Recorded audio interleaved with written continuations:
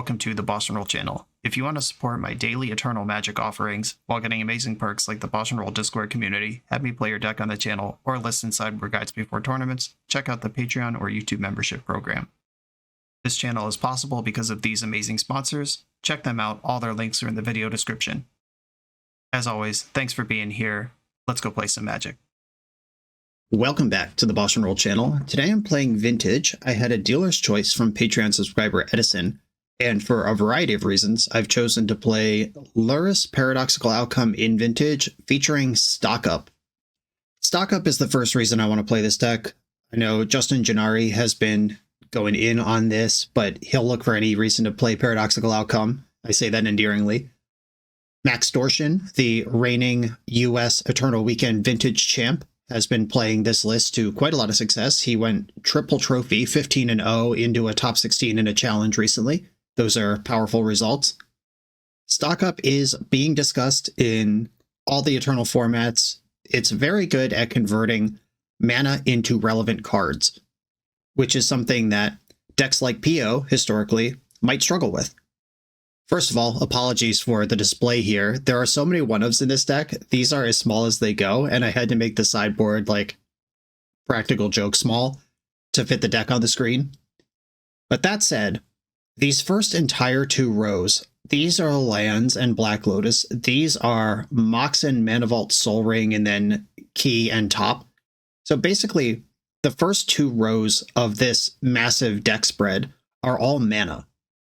And there are situations where a deck like this one could have access to 5 or 6 mana on turn 1, have its Paradoxical Outcome Force of Willed, and then it just doesn't do much. You draw every turn and just hope it's a banger. Stock Up helps solve that problem. Having 5 or 6 mana around and having Stock Up available will likely get your train rolling.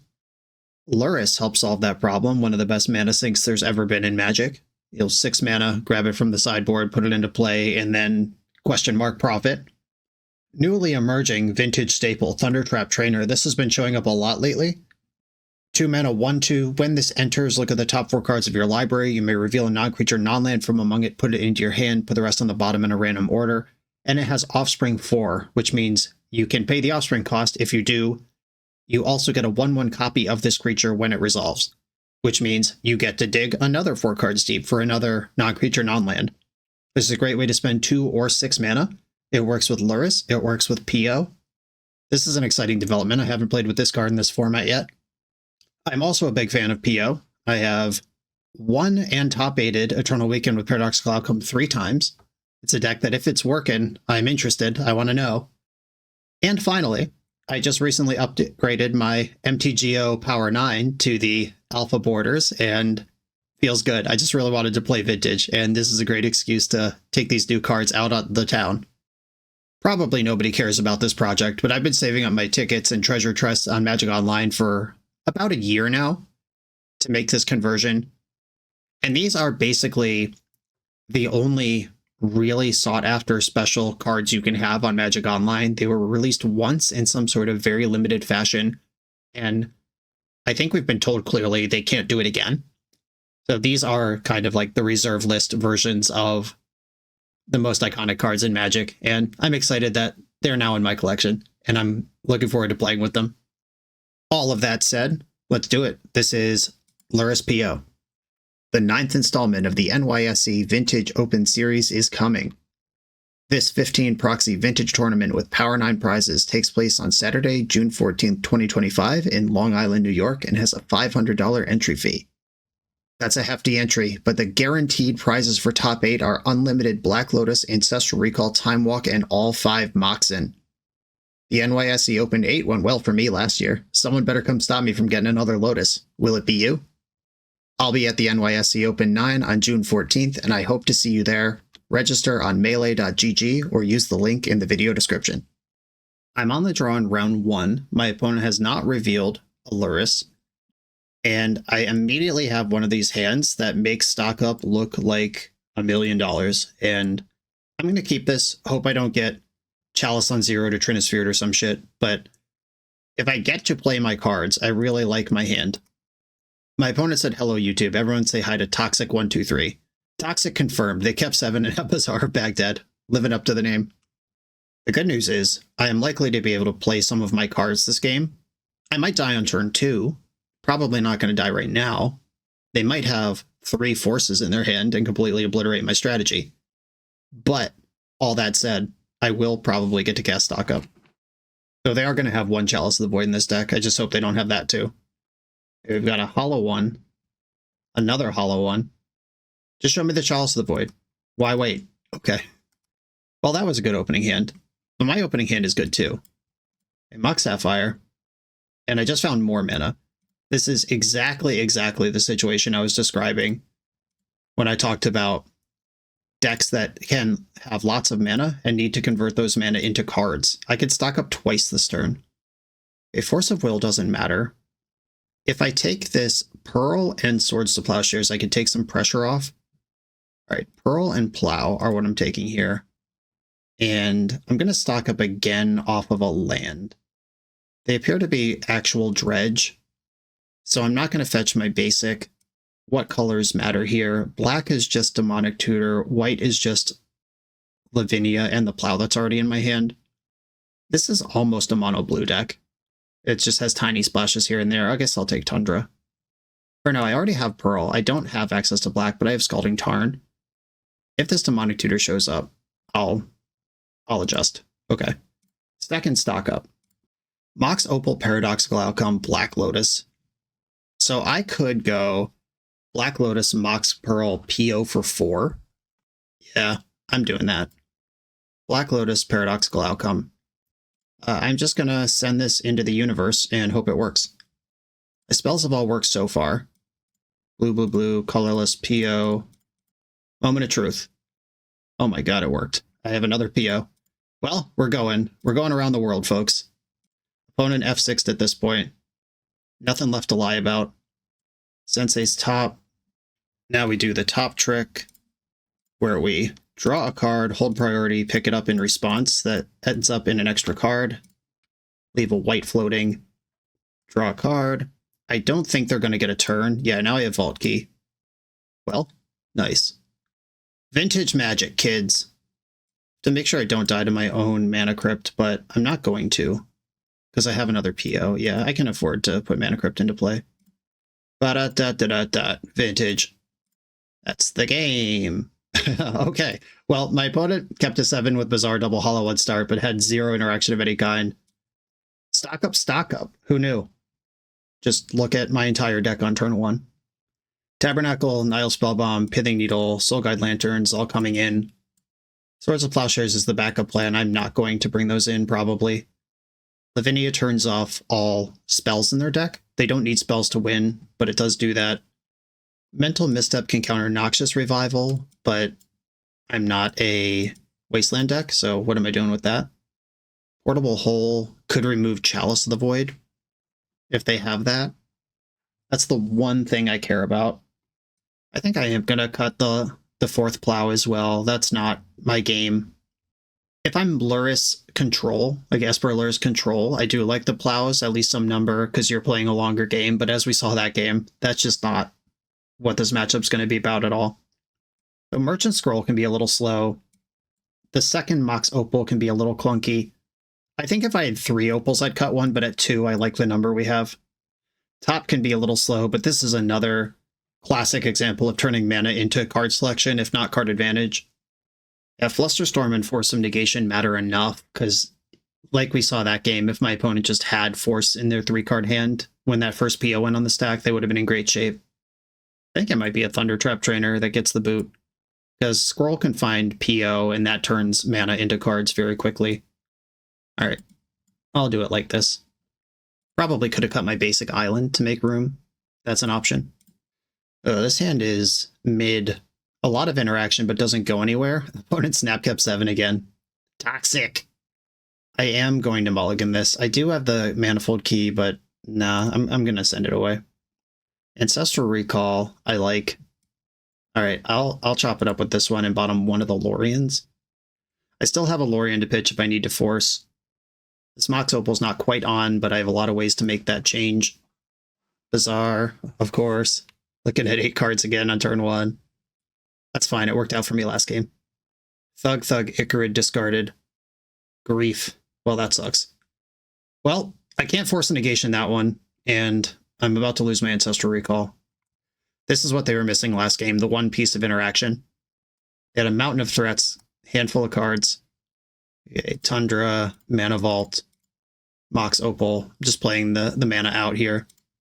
They could have Force of Vigor, which would be upsetting, but whatever. I'm not playing around it. I need everything to go right from here. Icarid can exile Grief without really losing anything. Bazaring in the upkeep, found another Icarid. That was mostly a miss. It was Icarid and nothing. They did find Grave Troll on that dredge, though, so now they're doing that. You only get one of those in this format. Narcomoeba. Okay, I mean, these beats are pretty anemic if I can find a Needle or a Spell Bomb. Not in the worst shape. Okay, we'll go to my turn. Moment of truth. Maybe a stock up, get the chain rolling. Oh my goodness. Paid actors. Sometimes I wonder if people believe me that I'm recording live the way I just call my shots like this. But I promise you, this is live. A Mox Jet Brainstorm sees the most cards. Jet Brainstorm. Jet turns on the Brainstorm. Cast this thing. A bunch of bricks. Disappointing. Do I need to counter spells anymore? Probably not. I'm going to put back Force Negation and Force of Will. Play Misty Rainforest and buy Lurrus. We'll get Underground Sea, play Mox Pearl, buy Lurrus. Okay. I have to hope to survive this turn. That's the goal. There's 2 Icarids, so that's confirmed 7 damage. I'm at 8. We know Creeping Chill's in their list because they pitched one to Grief. Nothing on the first dredge. Creeping Chill on the second. So now I'm at 5. And this Narcomoeba's coming in. There's 2 Chills left in the deck. If they hit both of them on this dredge 6, I lose. Just an Narcomoeba. Okay. I don't see any Cabal Therapies over there either.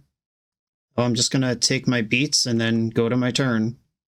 They haven't drawn any magic cards since their first Bazaar activation. If I hit a PO or a stock up, we could do it here. Okay. I take damage from Mana Vault. Go to 4. Force of Will. And it's vintage, kids. I'll try to draw 3. It'd have to be a pretty specific 3 to get me there. Well, I mean, check that box. I can't fetch. Okay, maybe this isn't good enough. I will play the fetch out, and I'll play the Nile Spell Bomb. Because the 3 Narcomoebas do actually attack for 3. Should I just go now before they can dredge in response? I think so. Yeah, I'm just going to bomb now. Because between the Icarids, I can't wait until they might hit a Creeping Chill and try to snag it. This is just what we get. We'll probably see an Upkeep Bazaar and then a Draw Step Dredge. Ooh, Creeping Chill's gone. That's all of them, right? Oh no! What a sick play. All right. And I can't afford to force it or fluster it. With 1 more life, I think I might be able to do something this game. That was sweet. That was a nice one. Considering my opponent kept 7 and dredged the shit out of me. Not bad. Okay. Same deck. Nothing changes. Okie dokie. On the play, this is a turn 1 PO, or I could time walk into PO. Turn 1 buy Lurrus, let them have a turn. That makes Grief scary. All right, I'll keep. The upside is here. They kept 7 again. Toxic. Okay, I can have 4 mana right now. I could just send the PO. I could time walk. PO gets blown out by Force of Vigor, as well as Force of everything else. I could wait till their turn to at least play around Force of Vigor, or pass. Yeah, I think I'm just going to pass here. If they Force of Vigor, I'll pick up my stuff, and on their turn, it doesn't matter. Okay, I'll PO now. This plays around Force of Negation and Vigor, at least. I drew a land and a Force of Will. My hand's not very good, but that's why Stock Up's in the deck. Here we go. That turn 1 Bazaar again. Discarded Icarid, and they have a Prized Amalgam this time. There's Grief. That's just going to take Time Walk, probably, unless they think they can beat me on the mana and like take Mox Jet. Taking Mox Jet here would be really interesting. Yeah, they went for Time Walk. I'm not even sure that's right, actually. A hollow one, Grief. Grief pitched a Creeping Chill. Alright, well, they were right to leave me with Moxjet. Well, life is shit, and I want to quit Magic now. Do I even brainstorm here? Does that do anything? No. Yeah, I'll pass. With the Chalice in play, brainstorming here literally doesn't go anywhere. Let me tell you, if my Dredge deck looked like this, I would never play any other deck. They don't have any Dredgers, though. They did bring back Ichrid, which triggers Prized Amalgam. They're in for 7 this turn. It'll be 10 next turn. This is my nightmare. I even had Force Blue card for Chalice, but they had the Grief too. Oh my god. Alright. They're on the full Wasteland Tempo Dredge strategy. Look at this shit. I think I could win easily if Chalice wasn't in play, but it is. So I take 10 next turn, I'm at 3. And then I can play Thundertrap Trainer and concede. I'm looking for Tabernacle. That's my only out here. Okay, I'll put back these artifacts that aren't going to help. I have to take beats for a turn. And then I have 1 draw step to rule them all. They are by the skin of their ass here. If I had led on a land other than Academy, this game might have been competitive. Oh, right, the Ichrid has to come back, so it's not even necessarily 10. Well, they found a Dredger and a Prized Amalgam off that hit, so I am pretty dead here. Yeah, from here, not even Tabernacle stabilizes because Ichrid will be enough damage. Noxious Revival and Creeping Chill, that is just lethal right now. I suppose I have to force that, and I'll pitch PO. And now dredging over top of Ichrid, Narcomoeba triggers Prized Amalgam. That was going to happen anyway, though, because of the Ichrid. I go to 2, I fetch to 1. This is the game we're playing. And then I die to Ichrid even if I draw Tabernacle. Literally no outs. Yeah, without a portable hole to clear the Chalice, I'm just not doing anything here. I boarded those out. Okay, they got me. GG's. Obviously, that was the top 1% of Dredge possible games. Keep 7, have multiple interaction, and etc. in all 3 games. Or the game they lost was the one where they kept 7 but didn't have interaction. It's fun to have this on camera. I am not enraged. I am not on tilt, though it is toxic. They have lived up to their name. On to the next round. The BoshNRoll channel is brought to you by Tales of Adventure. TOAMagic.com has almost 100,000 unique cards in stock. They offer free track shipping on every order, plus next day or 2-day options when you have an event coming up fast. They offer on-site pickup at major Magic events throughout the US, so you're never scrambling before your tournament. Stop by their booth to buy, sell, or trade at upcoming regional championships, Magic Con, Spotlight Series, and more. I love their selection of individually scanned high-end cards that show you exactly what you're buying. And the best part is saving 5% on every order with promo code BOSH. From Ancestral Recall to Zombie Master, get what you need quickly and in one place at TOAMagic.com. Eternal lives here. I'm on the play in round 2. My opponent is not on Lurrus. My hand, despite having Black Lotus and Force of Will and PO, doesn't actually do anything. I have to tragically mulligan this. This hand has 2 lands, 2 forces, and the ability to see. Alright, I'll bottom Manifold Key and hope this works, I guess. Probe you. What's the flavor of the day? Okay. It appears to be a traditional shop stack. We've got, or this might be the combo shop stack with Mystic Forge and Fleshraker. Well, it's a good hand to have multiple Force of Wills against. Misty Rainforest, Moxjet. Pass. I can fetch the Surveil land. There's the shop. Monolith. I'm not going to fight over the Monolith, because once they use it, it's gone anyway. Mystic Forge is on the stack. I'm going to Surveil first and see if that gives me info. Like, if this is a land, I'll pitch Sink into Stupor. That qualifies as a land for purposes of this conversation. Alright, I'll pitch the Stink. And now I have to count on the generosity of Stock Up to at least replace the blue card, if not win the game outright. It did replace the blue card. It did not win the game outright. Not yet, anyway, though that could still happen. Portable Hole doesn't do anything here. I'm definitely taking the PO and probably the Underground Sea. I don't want the fetch land, because then that puts these cards I don't want back into the pool of cards I could draw off the Stock Up. Still have a land drop, and I'll pass. And then I have to make a really interesting decision whether the One Ring is worth spewing my PO on, or if I should try to execute my own plan. And I think I should try to execute my own plan, actually. Though the One Ring will draw more cards than PO as the game goes on. Stuck another Grim Monolith in here. Now what? I mean, I'm a Lurrus deck, though, so they can't activate this Saga with the mana they're representing.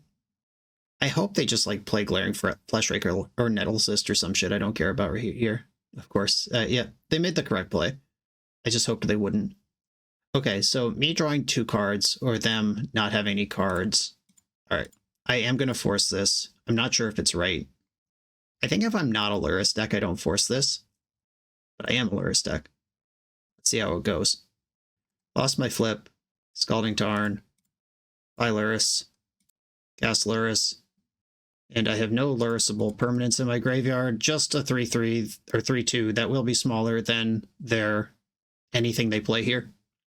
And Nettlecyst arrives as a 4-4 because it counts artifacts and enchantments.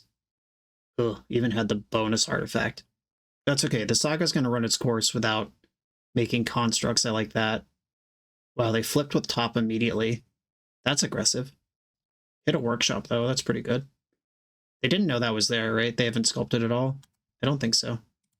All right. Stock up. Paradoxical outcome. All right, stock up. We have stock up at home. Should I pick up Lurrus on this PO? I think I should. She's not really doing anything in play, and every card matters in Vintage, so plus 3 cards. All right, we're stocking up. And Demonic Tutor. Uh-oh. What does DT do? It could always be Ancestral Recall. It could always be another PO. I have the Jet now. I could get, like... Oh, I'm just in check, though, because we know there's a top on top. They could tutor another top, and Glaring Fleshraker's infinite. So I think I'm going to Mana Crypt, stock up, see how that looks, and then make decisions. I might just have to DT for a Force of Will. It's a lot of mana all of a sudden.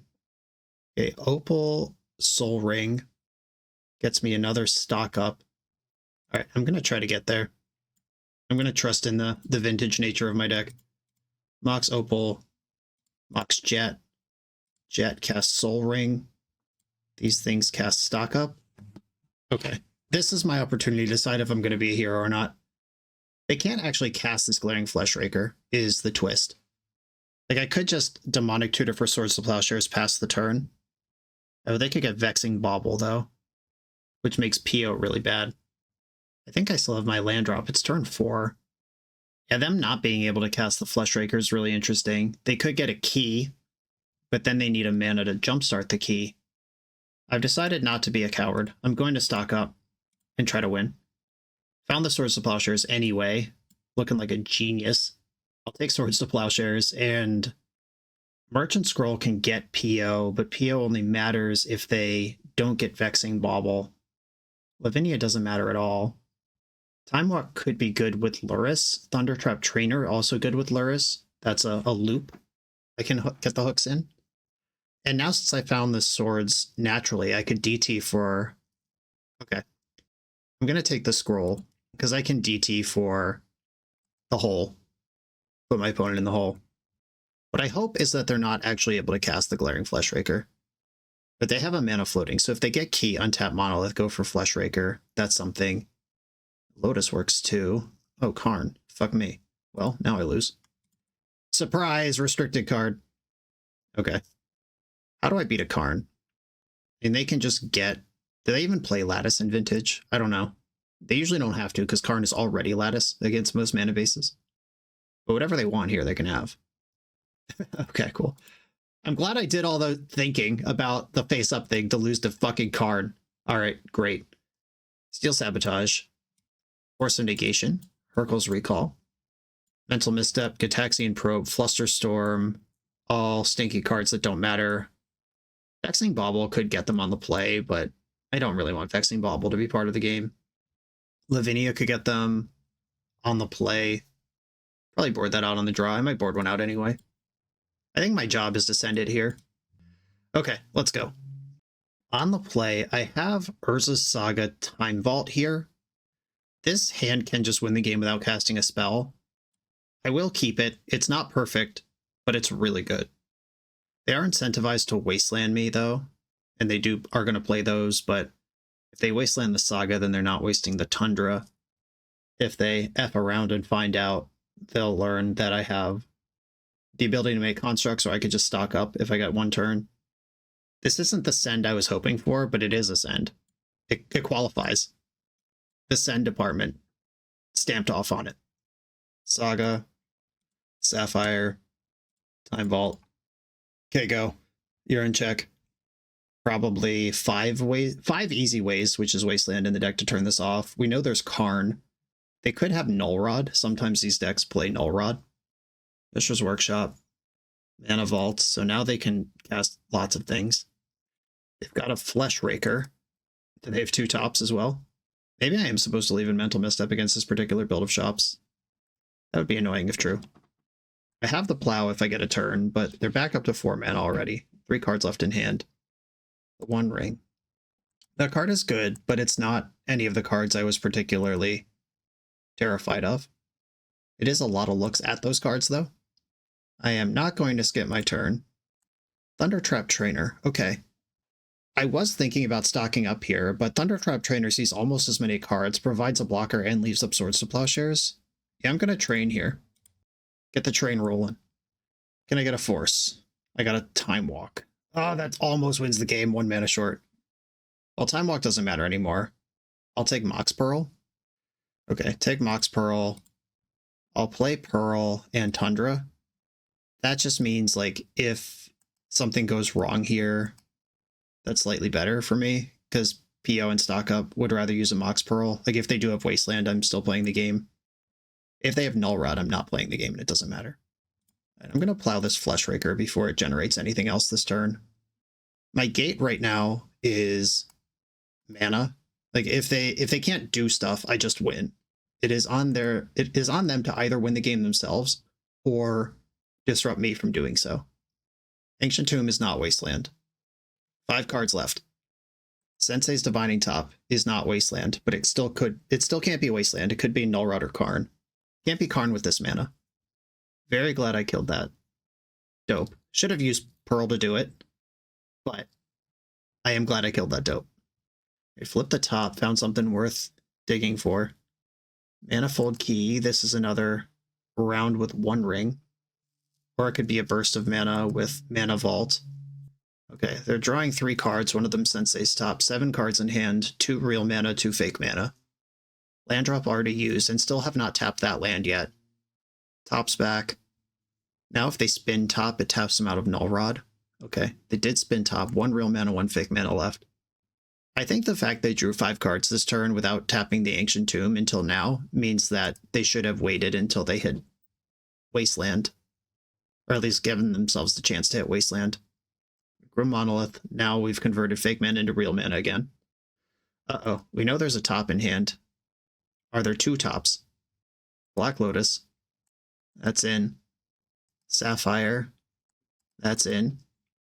They're functionally looking at 6 cards now, because they have 3 in hand and the 3 they can see with top. If there's a second top anywhere in those 6 cards, the game is over. Mana is entering the pool. Spawn's been sacked. Argentum Masticore. I don't care about that. 2 cards left. One of them's top. Oh, they're passing. Okay. Well, I am going to get to key here. I guess I should make a construct. I'm about to go Infi. Okay, Manifold Key. Untap Time Vault. Take an extra turn. Are they just hoping that I misclick? I guess so. Annoying, but not illegal. Time Vault. Sensei's Top. Untap Time Vault. 1 more artifact and I can start attacking with my construct. I found a land. I can... Well, first I'm gonna put a turn in the bank so I don't forget. That's the easiest way for me to lose this game, is just forgetting to do what I'm supposed to do. All right. Opponent finally believes me. Cool. Okay, so they are more combo-y than I thought. This is more of the Flesh Raker combo deck than it is traditional prison shops. I think I can back off Portable Hole. I would like 1 still in, just in case. But I want more Swords to Plowshares, especially if they're on Masticores. Hercs might not matter if they're not prison shops. Lavinia's still pretty good. Their deck barely plays lands. Perks and Hole answer Chalice the Void and Vexing Bauble, both of which are certainly in this deck. Mental Misstep identified as potentially useful here because of the particular configuration of what they're doing. I think I'm going to get away from Merchant Scroll. Is Snapcaster Mage too slow? Snapcaster's insane with PO, because you get to snap PO picking up Snap, and then you just go and go. But it's also a very slow thing. But Snap Plow is good too. Alright, I'm not cutting Snap. I think I'm not going to bring in this Misstep, even though it does have high value targets in this matchup. I'll just pretend it doesn't. Change my mind. Lavinia is going to be Mental Misstep. On the draw, I don't think Lavinia is going to be where I want to be, and Misstep is at least blue for my 7 forces, if not really good at being a Mental Misstep. I could say Pithing Needle for the One Ring or Wasteland. I don't think I want to get into a control game like that, though. A Force. The ability to stock up starting turn 2. I'm in. Opponent also kept 7. Strip Mine. Uh-oh. And me with my basic. Flesh Raker. Well, I don't want to play against that card, so I won't. Mox Ruby. Paradoxical Outcome. Okay, I'm going to go Island Emerald. I could play the Tundra to try to walk them into using Strip Mine on the one that Wasteland gets anyway. But if they don't have Wasteland, I would rather they strip my island than a Tundra. So I will simply chill. Grim Monolith is in, and they're shipping it. That means I'm going to stock right up. I do love casting this card. I played it in Legacy a bunch, and now I get to do it in Vintage. Another stock up and a Manifold Key. I think I'd rather have a land against this face-up Strip Mine, though Manifold Key gets me Metalcraft for this Opal. They stock up Manifold Key. That's also half my combo. And I will deploy the Opal before it costs more or doesn't work. At some point, I'll tip over a Critical Mass where stock up is worse than PO, but I don't think we're there yet. No way, Jose. Pitch Paradoxical Outcome here. Leave stock up ready to reload me. Talon Gates, phasing out nothing. Disruptor Flute. This can name Time Vault. It could name... I don't think it would name Stock Up in the Blind. That would be so crazy. Time Vault makes a lot of sense. They have keys in their own deck. I don't know if they'd name that. Okay, they named PO. I did just pitch one of those, indicating I'm not that interested in it right now. Okay, Manifold Key. I probably should have just played my land first, because Opal is my best mana source now. Okay, Underground Sea, stock up. Looking for a Time Vault. Okay, this PO costs more. That doesn't mean I can't take it. It costs 7. I have 1, 2, 3, 4, 5, 6, 7. Even if they waste me, I can untap the Soul Ring. That draws the same number of cards as Lorien revealed. Alright, I'll take Lorien and Soul Ring. And then I'll play Soul Ring and buy Lurrus. Float 2, untap this. Float 2, Lurrus. Cool. Still no permanents in my graveyard for that one. This deck's not very good at putting permanents in the graveyard in normal games. We have reached the crap zone where if they just have one good thing left over, I could lose to it. Grim Monolith, this represents 4 mana. If this is Karn or the One Ring, this could quickly tilt the other way. It's something. It's Time Vault. Okay. Well, we are both threatening the win off the top. My opponent with any key, and I need Vault, so I'm drawing to a 1-outer. They're drawing to somewhere between 3 and 8. I don't even know how many keys are in this deck. No respect at all from Dak Faden, though, from the opponent. I guess they don't have to. Dak Faden, Phyrexia Metamorphs, Lurrus. I can't even make that joke anymore because Lurrus makes it irrelevant. Okay, Time Walk. I like Time Walk. 1, 2, 3, 4, 5, 6.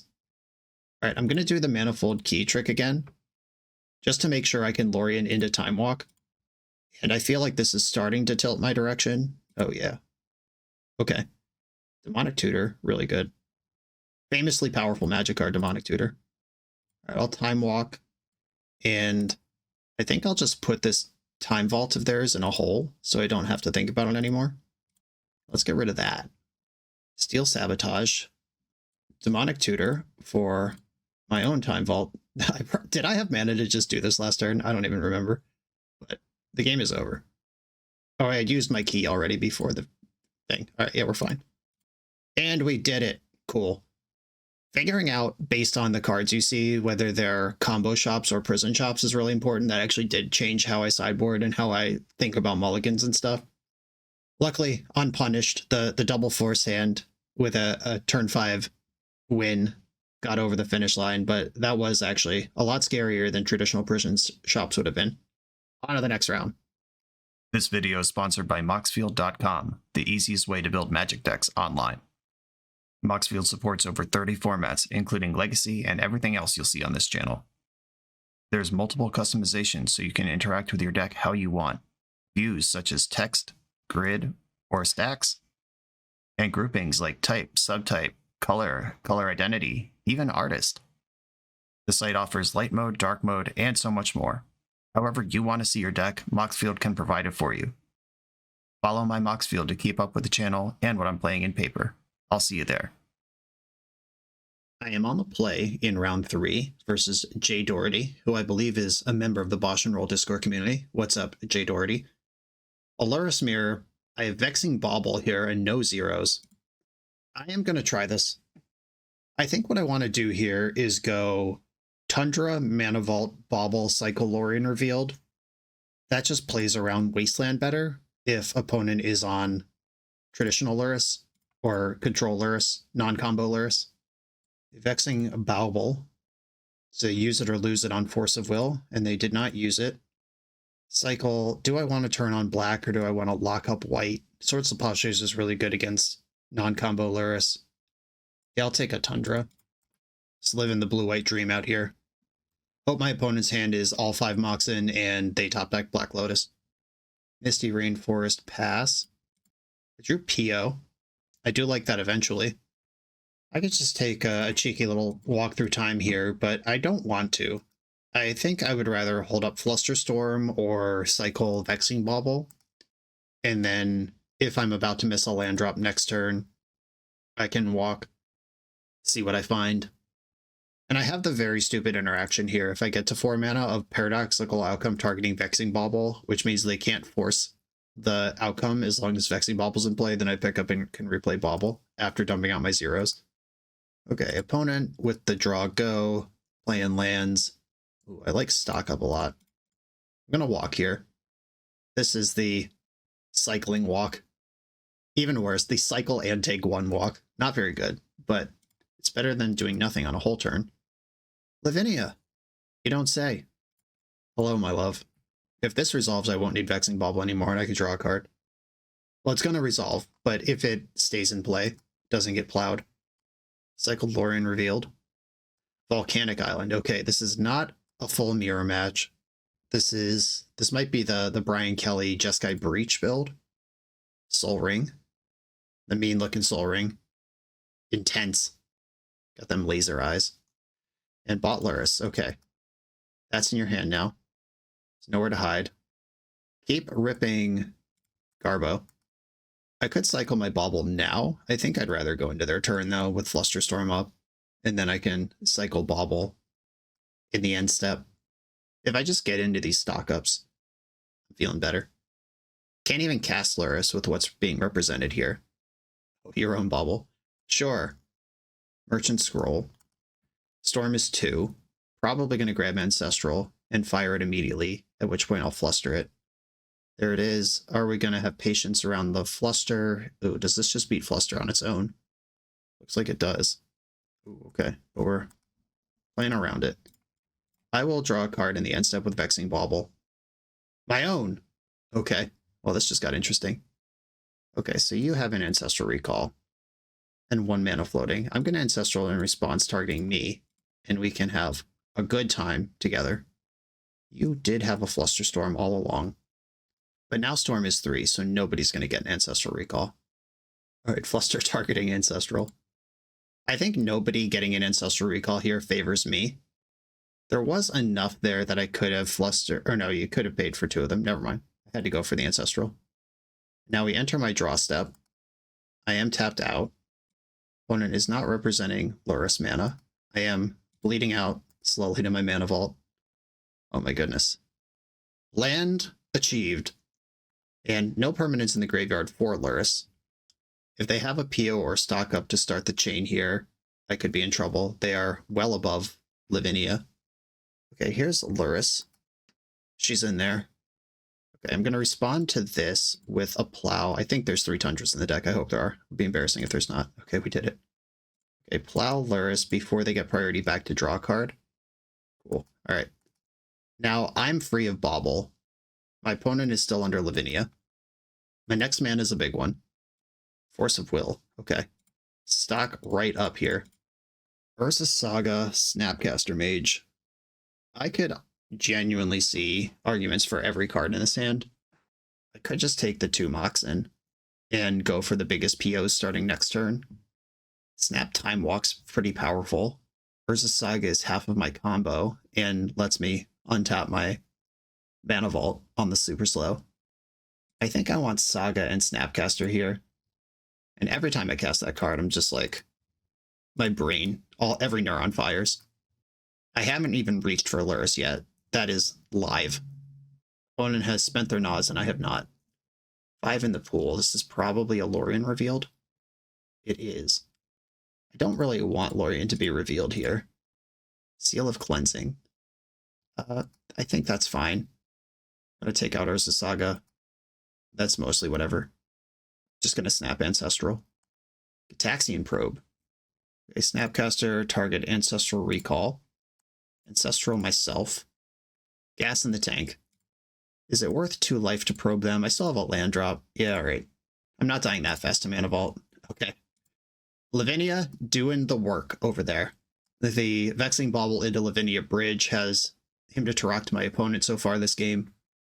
Lightning Bolt. Well, that frees up a lot of shit. Good thing I drew this mental misstep right now. And that was off of the Gitaxian Probe, so fully rewarded for that sequence. And this is probably the last turn I'll take damage from Mana Vault. Attack with my creatures. Fetch for Underground Sea. I'm just going to PO Snapcaster and Mana Vault back. Just pick them up. Replay some of this stuff. Okay, opponent's super dead. And I never even grabbed my Lurrus. Underworld Breach. That's one of the better cards they could ever have, but I have it covered. Force pitching Lorien. The scroll is another PO if it needs to be. We got the sad face in the chat. Yeah, I've drawn a lot of cards recently. Breach is a card we have to respect here, though. Opal makes that easier. I'll attack first. And then Mox Opal. How much can I do here? 1, 2, 5, 6, 7, 8, 9 mana. It costs 6 to get and play Lurrus. There's no mana in my graveyard. Snap Time Walk is sweet, but I think that's a later thing. I'm going to snap PO right now. This will cost me 1 land and otherwise replaceable mana. Snap PO. I'm not going to pick up Lavinia, even though it's probably pretty safe to do so. What have I done here? Did I float my mana wrong? Did I tap wrong? What's wrong with me right now? Why can't I figure this out? Oh, it does take another blue. Okay. I think I just miscounted the blue requirement. Okay, leave white floating, pick up a bunch. Found a bunch more fast mana and a stock up. Black Lotus now makes Lurrus a thing I can do. Mana Vault off of green. 3, 6, 7, 8, 9, 10 mana. That is enough to get Lurrus and snap Time Walk. Get Lurrus. Play Lurrus. Black Lotus. Using Lurrus, replay Black Lotus. Snapcaster Mage. Time Walk. I don't even know if this is the best way I could have done this, but it feels pretty good. And I'll just stock up while we're hanging out here. What am I worried about? Nothing. All right, Demonic Tutor and Soul Ring. I'm just getting closer to getting Vault Key established. I take 1 from Mana Vault, and I will take it. I don't have to, but I have Lurrus now. I'm not worried about life. 1 damage short. Could I have played Thunder Trap Trainer last turn and just present lethal? Maybe. Okay, Black Lotus from the graveyard. I'm just going to Demonic Tutor, or I'm going to Merchant Scroll for Force of Will and let my opponent concede. Okay, play Meticulous Archive. Dump the backup Lavinia, and I'm not even going to show any other cards. I'm good. I'm good. We win. Brainstorm. Why let your opponent do anything if you don't have to? Hardcast Force. You know, Underworld Breach and Brainstorm were probably the two best draws on these last two turns. Those are both bangers. Opponent getting every minute of this clock ticking down. That's fine. There's plenty of time. The Moto lag has been fixed. Okay, we're playing against Breach. I like Nile Spellbomb. I like Soul Guide Lantern. I don't want like a ton of this, but they do work with Lurrus, and they do cantrip if nothing else is going on. They're a Lurrus build, so there's no Hull Breacher that I have to worry about. If you see Breach and they're not a Lurrus deck, you have to respect Hull Breacher, but I didn't, so I'm not gonna. Force of Negation's interesting because all of these cards also functionally counter Underworld Breach on a 1-for-1 or even 0-for-1 basis. Do I need these 2-for-1 counterspells in the deck? I think I can live without Portable Hole in this combo mirror. I'll leave one Plow in that could be useful. We at least know they have Lurrus, if no other creatures I need to kill. They're not going to attack my mana. I'm going to cut Basic Island and just bring in these 3 artifacts. I'll try it like this until I see something that makes me change my mind. Force but no blue card. Zillions of mana but nothing to do with it. Honestly, the lack of blue card is the only thing keeping me from keeping this hand. And I'm 1 mana short of hard casting this Force. I'm just going to keep. If my opponent Vexing Baubles me, good job, you did it. But if they don't, good job me, I did it. Multi 6 over there. Flooded Strand. Mox Ruby. I'm so glad I upgraded my power. Just head-to-head versus this one. I played with this one for years. However long Power 9 has been on Magic Online is how long I was playing with those ones. Okay. Ruby. Emerald. Opal. Bauble. Vault. Meticulous Archive. Just the end of the chain I was looking for. Dump this land, and I could buy Lurrus here and have Vexing Bauble looping as soon as next turn. But Mana Vault's not going to untap anyway. I can just make that decision next turn. That doesn't matter. A Meticulous Archive. And here we are exactly in the spot where having 4 stock-ups in your deck is huge. I have so much mana, not really anything to do, but I have a massive density of hits. That would give me lots of things to do. Between PO, Stock Up, and Thundertrap Trainer, that's 10 draws that could immediately flip my deck. The Lingus. Well, alright. You're the Monarch. I don't think that's worth cycling my Bauble to try to interact with. Okay. Time to find a PO or a Stock Up and just go to town. Mental Misstep. That's not quite those things. Okay. 1, 2, 3, 4, 5, 6, 7, 8 mana. Buy Lurrus. Play Lurrus. All of this under the Bauble protection. Then draw a card for it with Bauble. Jet. Easy game. Sneak that right in. I will play this Misty Rainforest out and refire Bauble. Okay. You have the Monarch. I have Lurrus in play. Who is favored? We both have draw engines. I'm winning the damage race, and you can't attack because you'd lose the Monarch. Okay, Lightning Bolt. I will hard cast Mental Misstep on this. We've seen Flusterstorm in the deck. This would be a great thing to fight over. Didn't happen. Seal of Cleansing. Okay. No good targets for that. I'll just replay them all. You can't afford to attack. And big draws here. Deck full of hits. Oh my god. The one-up Swords to Plowshares I left in. Sorry, Jack. I'm the Monarch now. Okay, they're sealing that in response. 1, 2, 3, 4, 5. Hold on. Let me think. 1, 2, 3, 4, 5. I'm actually just going to let this die, because if they force and I hardcast Force, then I'm extra set up, which does make sense for what they're doing here. Okay. Do you have Force blue card? Again, you do. Okay. Going Hellbent here, and I am tapped out of the Bauble for the turn. Empty Gaming. Uh-oh, mana being spent. Just buying Lurrus. That's fine. Still can't attack. Still the Monarch, though. I'm starting to drift behind, but I have all these huge draws in my deck. That's not one of them. Mox Burrow. Play Bauble. I am just going to immediately fire Bauble, try to find a payoff. Snap Plow. Okay. Let's do this again. Snapcaster. Are the 2 cards that aren't Lurrus Force blue card? Oh my god, they are! Yeah! Alright, I'm honestly having a good time. Because I can Snap Plow again next turn off of Lurrus. The Monarch versus the Lurrus is proving to be a delightful game of Magic right now. Still can't attack here unless you have the fourth force blue card. A Monarch trigger. Go to my turn. Gitaxian Probe. Now I'll know. I'll be sure.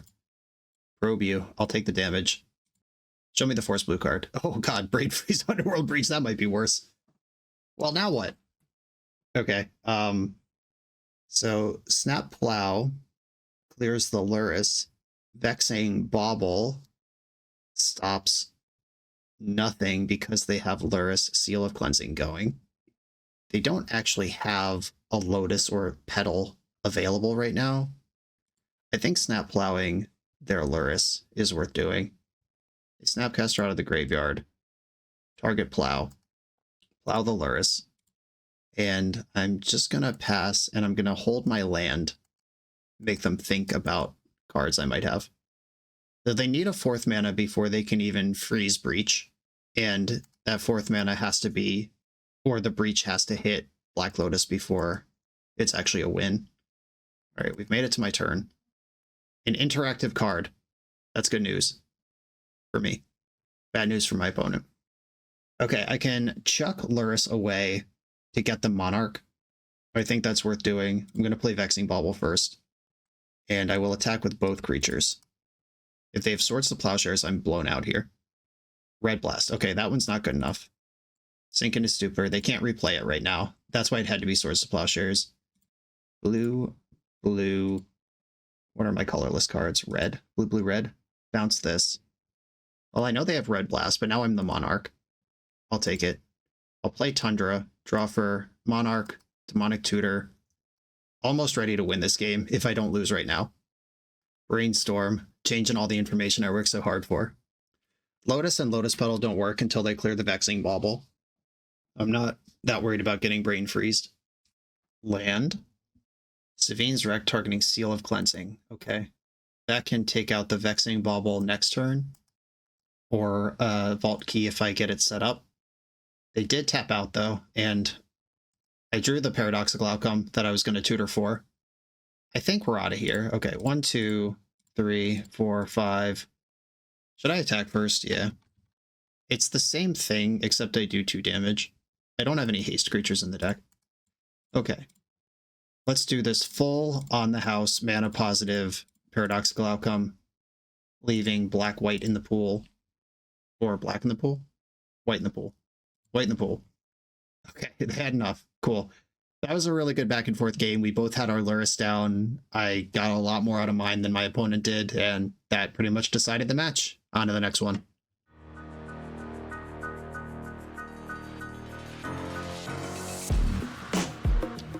The BoshNRoll channel is proudly partnered with the Resleevables. Good. All right, here we go, gang. In this YouTube series, hosts Cedric Phillips and Patrick Sullivan take us on a set-by-set journey through the good, the bad, and the ugly of Magic's history. Each episode is a focused deep dive into the facts about a set's design and release, the Magic lore expressed through the cards in that set, Tournament Edition gameplay videos featuring products and Pro Tour decks of the era, an award show that shouts out the best and weirdest cards of the set, and a final grade for the set's overall success. Whether you want a history lesson or a nostalgia hit, The Resleevables has it at youtube.com/theresleevables. I'm on the draw round 4 versus a Lurrus deck. I am actually going to keep this kind of clunky and awkward hand because, as we discussed many times, this list is to be trusted when it comes to bunch of mana draw a banger or a bunch of bangers draw mana. I would rather have a grip full of mana and trust the deck to deliver a banger. My opponent probed me. They know what I'm cooking with, which is not much. There's Mana Vault. And opponent knows the whole grip, so I can play Meticulous Archive this turn. They don't know about this Mana Crypt. That's the thing I want to keep hidden. If I keep anything hidden. Look at that, Thundertrap Trainer. Immediately delivers on the goods. And I'll just snatch up Lurrus here. And I have 6 mana to kick Thundertrap Trainer next turn. And dig 8 cards into my deck and get 2 of them. And 2 of the cards I find might even be Stock Up or PO. I'm going to let my opponent stock up. I'm not going to choose this fight with my force, even though I think it is a reasonable spot to pick a fight. Like, it doesn't get better after they stock up, but also I would really like my Thundertrap Trainer to resolve next turn. Stocked into a Tarn. Demonic Tutor. Powerful. Well, I'm probably in some trouble if my spells don't work. Okay, I don't expect my opponent to have Daze, but I am going to play around it. Sometimes Lurrus decks play a one of Honesty Daze, and it's super annoying. Okay, cast Con Queso, little otter. The otter dad with his otter son. Okay, here's Force of Will. You know I have Force of Will. Is this a flush, or do they have it double covered at this point? Stock up into Demonic Tutor is really strong. Okay, Force Pitching Force. And Force Pitching Force. Okay. Well, I have the otter in the graveyard for this Lurrus to scoop up. Let's see if the opponent can convert here, or if I successfully flush their hand of goods. Well, Ancestral Recall. Okay. That's still less powerful than what I'm doing if they're out of gas. And that is 4 forces accounted for already, including 3 of the ones that can counter Lurrus. Kept a card on top with Undercity Sewer. Island, okay. Black, white, colorless, Lurrus, Moment of Truth. Did they come up with the 4th Force of Will? Seems they did not. Thundertrap Trainer. I cannot kick it. Trigger. Flusterstorm, Luring Revealed. I want Luring Revealed, but I think I have to take Flusterstorm. And suddenly, we're on board. My Lurrus is out, down and dirty. Theirs is still in the bank. If they stabilize this board, I'll be both immediately and long-term way behind. Your own Thundertrap Trainer. Let's go. Vintage staple. Where does this art even come from? This is just Bloomborough art. It has a normal frame, but this is the one that I have in real life, and I have the basic versions. So what even is this? Why does it look like this? Why is it just from Bloomborough and have 2 arts of the same card without a special treatment attached? I don't know what's going on right now. All right, time to rip PO. I would take stock up. I'm not greedy. Cataxian Probe. Spin those wheels. Misstep. Okay. Misstep counters Lurrus. Or Misstep counters Probe. I have this Fluster. I'm actually going to use this. I am interested enough in seeing just one more card here. Just one more card could change the game. Okay. Probe sees stock up Flusterstorm. And look at this. We changed the game. The game has changed. This is why you draw 1 card and you fight these fights. I found stock up. My goodness, the game has changed again. I'm going to fetch Underground Sea and use that to play stock up. We got an LOL in the chat. Welcome to Vintage. Buckle up, because I'm here to game. You're dead. Paradoxical outcome. And Mox Opal. Is Mox Opal better than stock up? Unfortunately, Portable Hole says that opponent controls. I can't just flicker my own Thundertrap Trainer here. I can pick it up with PO, though. I think I'd rather have Opal, knowing that I can pick up the trainer. All right, I'll do that. Putting away that stock up feels bad, though. You're laughing now, opponent. You don't even know. You don't even know how dead you are. All right, I'll draw 6. Scoop him up. And yeah, there we go. Obviously, that was a good draw, but it could have been any of like 9, 10, 11 draws, like any PO, any stock up, Demonic Tutor, the Ancestral Recall, Time Walk, the 2nd Thundertrap Trainer. There were so many hits there just to see one more card. Okay. We are in a pseudo mirror. We saw an Undercity Sewer, so it's not exactly the mirror because that's not the Surveil Land that I have. Force of Negation, Flusterstorm. I have played Stirred Scolding in Vintage before. I wonder if Thundertrap Trainer is going to be part of combo decks. We should just have that card in sideboards. Okay, I think Hole is a little slow or not that much utility versus a combo deck. Maybe I don't want all these Force of Negations. I do want to survive into the mid game. I don't need my basic island. I don't want to 2-for-1 myself too many times, though. Opponent forced 2 or 3 times that game and then just died because they were out of juice. I feel like I need at least one of these in. Do I need this 2nd Swords to Plowshares, or is 1 the right number? Fighting over Thundertrap Trainers. Not that interested in that. Okay. I'll go plus Fluster, plus 1 Force, out a Portable Hole, out an Island. Keep it light. Got a little bit of everything available still. Still got a Hole, still got a Plow. The jokes write themselves. Okay, another Black Lotus hand that doesn't do very much. But I get Lorien revealed. I have Manifold Key. Yeah, all right, I will keep this. It does enough. I unfortunately am in a spot where I have to force a negation to Vexing Bauble because I cannot beat it. All right, there's Manifold Key. Opponent and I have very similar hands, actually. All right, they played around this correctly. Can't force a negation it on my turn. Do a land. That's helpful. Misty, Mox, top, Lotus. Force a negation my Lotus. I could fluster this. I think I'm going to. That's worth it. They spent 2 cards on this. I think this fetch should have been for Underground Sea because I have the Pearl. I didn't think about that for long enough. 1 million Flusterstorm targets on this. They could fluster back, then I still have Force and Negation, and I'm spinning with top. Okay. Here I can sack Lotus for Manifold Key, and then do the top trick, which is draw a card, untap Key with top, draw another card, and I would still have 1 mana floating to replay the top. I think that's good enough. Blue, blue, blue, Manifold Key. Okay. Draw a card, hold priority. In response, untap Sensei's top, and then draw a card. I will draw the top card of my deck, and then I'll draw Sensei's top, and then I'll replay top.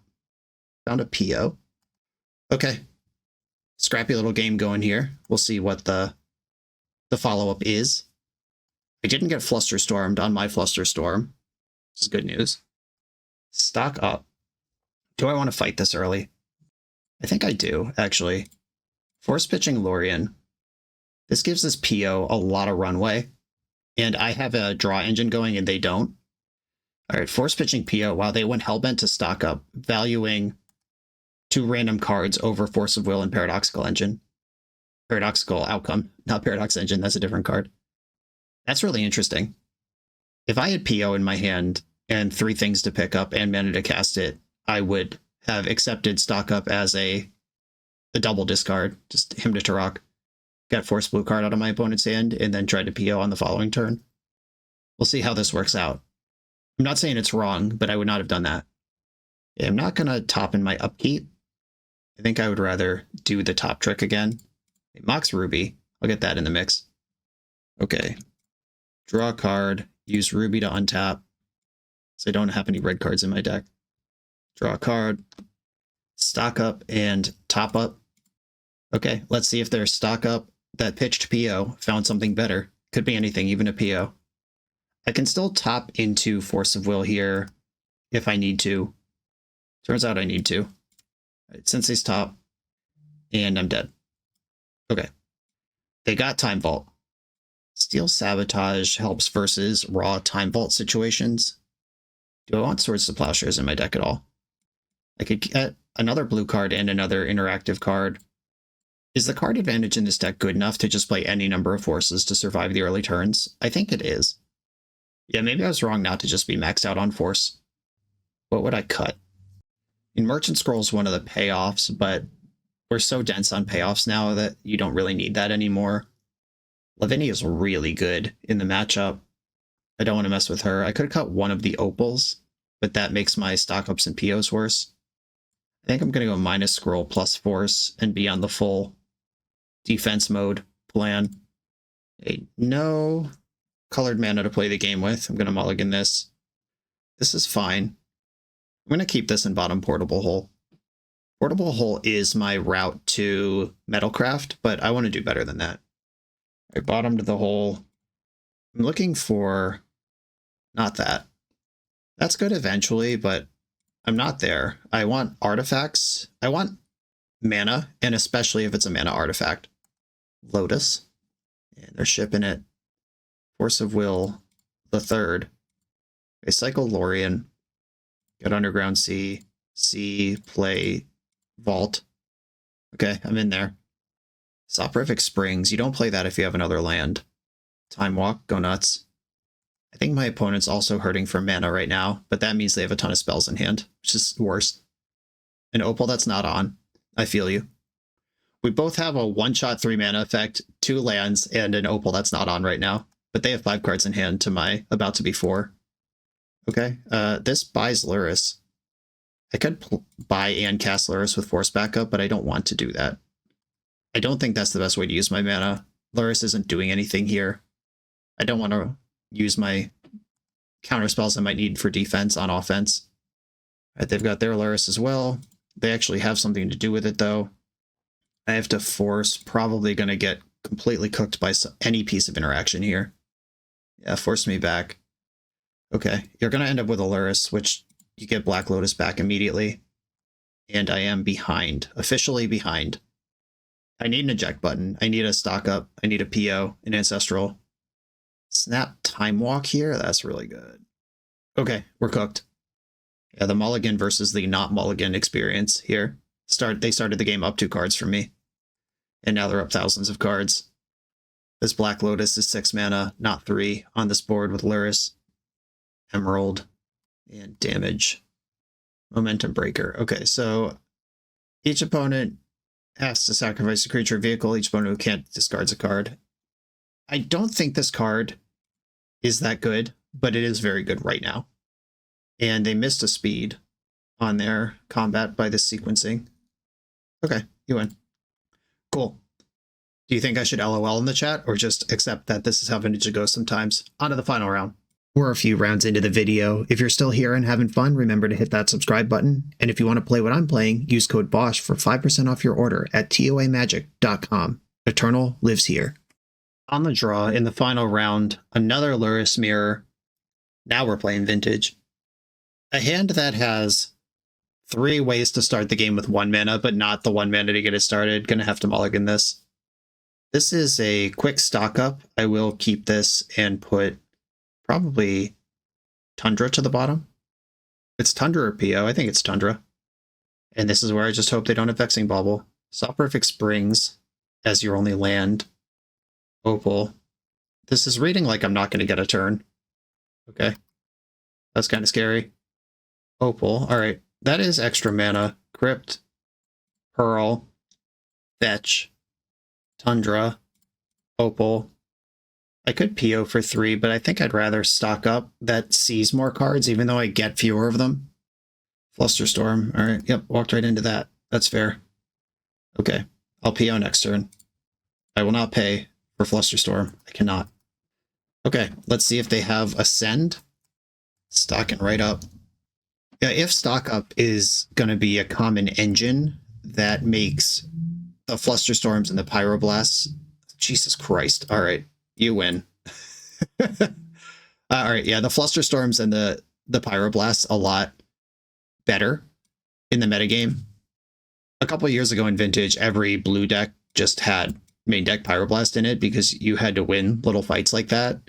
And Force of Willing a stock up, you're down 2 cards either way. They spent 1 card for 2 cards either way. And that feels a little messy. All right, what was I doing? Portable Hole, Swords to Plowshares.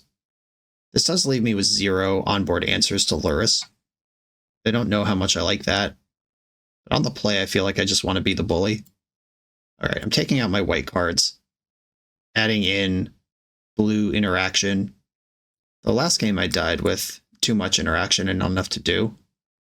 I'll leave one of the Force Negations out and go like this. Multiple Lavinias in a mega slow hand. I think I'm going to mulligan this. This just does not look like it's going to do the job. This is much better. There's that Flusterstorm that I was talking about. I'll keep this and bottom Force of Negation. This Paradoxical Outcome's not doing much right now. Force of Negation's doing less, though. Opponent mulled to 4, so they balanced out the Natty Vault Key with a mull to 4. I'll take that. That's the universe balancing the world for us, if you believe in that sort of thing. Gataxian Probe, have a peek. They're all good. Pearl, Jet, Sea, Bauble. 1 card left in hand. Purchased a Lurrus. And baubled me. That card won't be there by my turn, I promise. End step. Fetch. Get the Meticulous Archive. Urza's Saga. I like that one. That gives me a plan where I don't even have to cast this Demonic Tutor or figure out what my opponent's doing. I have Force plus Fluster to win this fight over Lurrus. And then they're chilling. They do have a lot of cards in hand, though. Not anymore. They're all in play. Okay, they're sitting on a Lurrus that they could not deploy safely. And I will get this truck rolling here. How much mana do they need to beat Flusterstorm? So Lurrus is 1 spell. I force it, that's 1. They force back, that's 1. I fluster. Well, that was a really good draw. That happens to checkmate exactly the interaction I have. Because if I force this, they get Lurrus, and I would rather... I think Lurrus is worth more than Ancestral Recall is in a game like this one. Okay, Force of Will, pitching, Sink into Stupor. I think I'd rather have PO when the dust settles. I did not bring in my Nile Spellbomb, so I'll probably just get Soul Ring or Voltaic Key, Manifold Key off of this saga. I drew a land. I am going to make constructs. Push that damage. Okay, Lotus Key, Soul Ring, Sensei's Top are all reasonable things I could get. Vexing Bauble gives them one shot at a PO, but they can't come back around again. I'm holding Demonic Tutor. I should just get Manifold Key. Okay. Set up the win for turn after next, I guess. And if I draw a Black Lotus, I win. Ooh, something in the end step. Wow. Why would you do that here? Is your hand just 2 POs? You could have untapped and played around this Flusterstorm you know about. Okay, they must have something better. I don't think they just forgot I had Flusterstorm. Okay, they flustered me back. Sure. All right, yep, that checks out. That plays. Now I probably lose. And the Vexing Bauble would have been helpful here. That's interesting, because they could have just done that on their turn for the exact same result and decided to wait till my end step instead. Were they just trying to bait me into getting the wrong thing off Urza Saga at the cost of giving me a draw step? It's going to work if that was the plan. I think it's generally right to just send it if you can in Vintage. Don't give your opponent a single turn if it can be avoided. But they are going to get away with this. Yeah, this match just is not about nickel and diming. It's about who can get through the first stock up or PO. All right, I can safely F6. They know I don't have anything. Stock up. If they somehow whiff after drawing 30 cards, I am attacking here. I've got the plan. Demonic Tutor. If they have A or B, they now have both. Mana Crypt is in play, though. I can't concede to a Vault Key just yet. There's PO. They now have exactly as many cards in hand as they do in deck, 23. Beautiful thing. Also a weird thriller starring Jim Carrey. The number 23. It's a movie.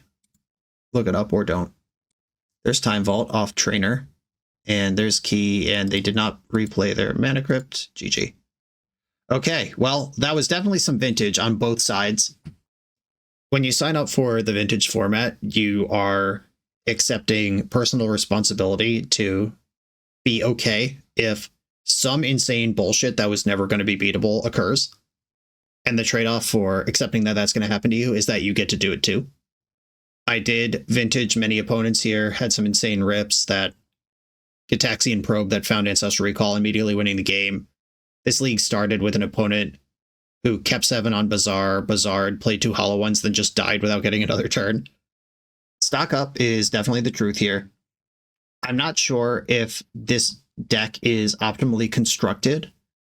It might have just been the spread of matchups I got. Playing 3 Lurrus combo mirrors in a row, that might just be the format, or it might have been just a strange league. I'd have to actually look into metagame numbers before I start changing the list. But if stock up mirrors are going to be what we're doing here, if we're just jockeying back and forth over draw 2s and then draw 3s and 4s and see who could break through and get the ball rolling, I would want more Flusterstorms. Maybe red is a better splash color than white. What if we're Grixis with Pyroblast? What if we're 4 color? Can we support both? I don't know. I'm not going to do that whole exercise right now. But these are the things I'm thinking about after playing one league with this deck. Is Lurrus worth more in this deck than Tinker is? We could play Tinker just for Vault and Key. You're allowed to do that. You don't get Bolas' Citadel or any sort of monster, no Blightsteel, Sphinx's Steel Wind kind of thing. But people have generally identified that Lurrus is worth more than those things are. But this was a pretty bad Lurrus deck, all things considered. At least compared to the Lurrus control decks, where there's just always a Orcish Bowmaster or Psychic Frog or Vexing Bauble or Mishra's Bauble in the graveyard, where Lurrus just gets paid every time as soon as you find her. I spent a lot of turns this league, both with Lurrus in my hand and with opponents with Lurrus in their hand with nothing to really refire, because these decks don't really put permanents in the graveyard in the normal course of play. Stock up is exciting, though. I think this is enough to shift the paradigm of what decks can do and what we think we need to fight against in Vintage, which is long overdue, frankly, because the metagame at Eternal Weekend this year was basically the same decks as metagame of Eternal Weekend the year before. It was like a full year of... There was fluctuation where, like, Dimir Lurrus is better than Esper Lurrus for small reasons here and there, or little fluctuations like that. But the players, the big deck players, have been the same for quite some time, and if Stock Up can put these big Vintage AF spell combo decks back on the map, that's exciting. That means Null Rod stock is going to go up. I've already mentioned Flusterstorm and Pyroblast. Figuring out how to solve the mirror without giving up too much for every other matchup is going to be fun again. I'm excited about this. I don't think Stock Up needs to be restricted or anything like that. I just think it is a cool value card, and this type of shell where we have more mana sources than we do spells is exactly the place you'd want to put a Stock Up. Edison, thank you for giving me the opportunity to play this deck. Everyone, thanks for watching. Be sure to like, comment, subscribe. Check out the Patreon to support the channel. Go sign up for the NYSC event this summer if you want to win a Black Lotus. All that information is in the video description. I'll see you next time.